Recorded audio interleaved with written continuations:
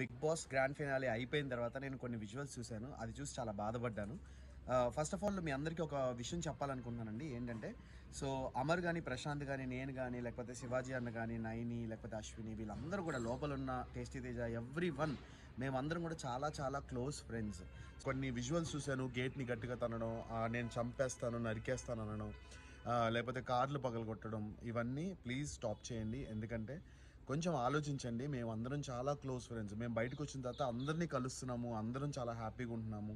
ఒకళ్ళకొకళ్ళు ఈవెంట్స్ అయ్యి చెప్తున్నారు. ఒకళ్ళకొకళ్ళు మేము డబ్బులు సంపాదించుకుంటున్నాము. మేమంతా బాగానే ఉన్నాం.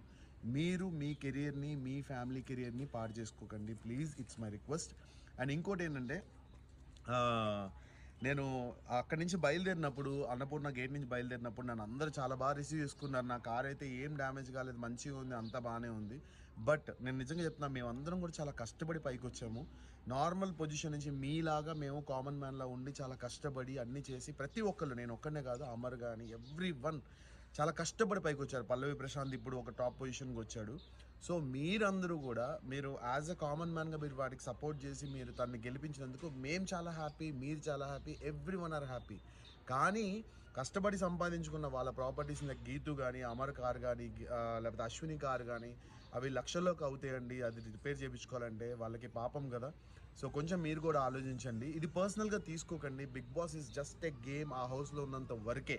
తర్వాత బయటకు వచ్చిన తర్వాత మేమందరం చాలా క్లోజ్ ఫ్రెండ్స్లా ఉంటాం. మీరు చూసే ఉంటారు. తేజ కానీ, నేను కానీ, వాడు నన్ను నామినేట్ చేసినా కూడా నేను ఎంత క్లోజ్గా మూవ్ అవుతున్నా, వాడు నాకు బెస్ట్ ఫ్రెండ్ అయిపోయాడు. సో బయటకు వచ్చిన తర్వాత మాకు ఎటువంటి కోపాలు తాపాలు అయితే ఉండవు.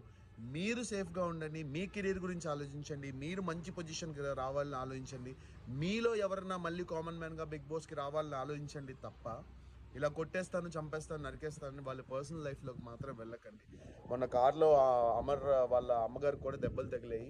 So please it's my request అందరికీ, కొంచెం మీరు కూల్ డౌన్ అవ్వండి, కామ్ డౌన్ అవ్వండి. ప్రశాంత్ విన్ అయిపోయాడు, బిగ్ బాస్ అయిపోయింది, మేమందరం హ్యాపీ, మీరందరూ హ్యాపీ, మనందరం సరదాగా లైక్ ఎంజాయ్ చేద్దాము వాడి గెలుపుని. మేమందరం చాలా క్లోజ్ ఫ్రెండ్స్. మీరు కూడా అందరూ కొంచెం సైలెంట్ అయ్యి కూల్గా ఉండండి. ఎవరిని హర్ట్ చేయకండి. మీరు పోలీస్ కేసులు, మీ ఫ్యామిలీకి పైన పోలీస్ కేసులు మీరు తెచ్చుకోకండి. తప్పుడు మెసేజ్లు, రాంగ్ కామెంట్లు, రాంగ్గా ట్రోల్ చేయడం కూడా ప్లీజ్ చేయకండి.